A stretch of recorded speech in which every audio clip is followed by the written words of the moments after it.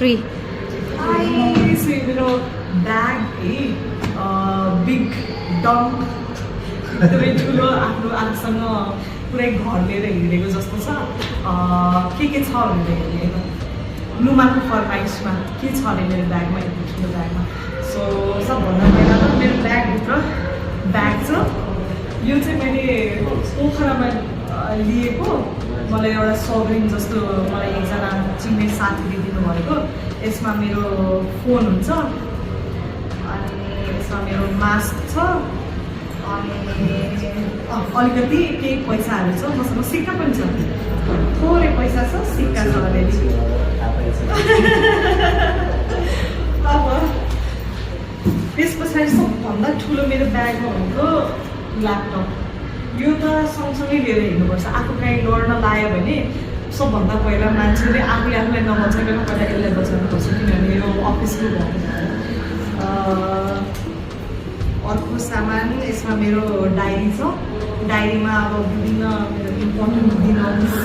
नोटहरू एकदम इम्पोर्टेन्ट यो नभइकन म फङ्सन गर्न सक्दिनँ डायरी भएपछि पेन पनि एउटा एकदमै तर मसँग एउटा अर्को पनि पेन छ मसँग छाता छ गर्मी र यसको लागि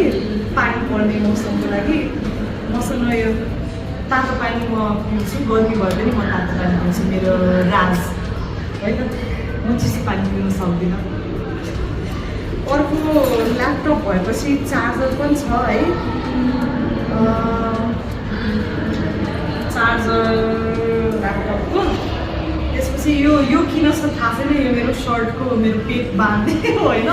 एक्सेन्चुएट योर कमर तर अब मेरो सर्टको यो यसमा अस्ति निकालेको थिएँ त्यो एउटा यता छ मेरो ब्यागमा यो सानो बोतल किन दुईवटा छ थाहा छैन तर छ है थाल्नुपर्ने यो सनग्लासेस मेरो बहिनीको हो है तपाईँले कहिले लाउनु हुँदैन भनेर मलाई भनेपछि यो मैले कहिले लाउँदैन तर पनि यो छ है मसँग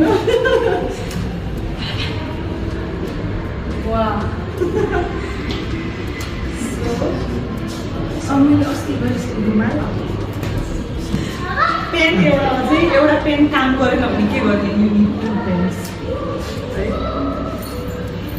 मेरो चार्जर डोरेमोनको पकेट रुमको चाबी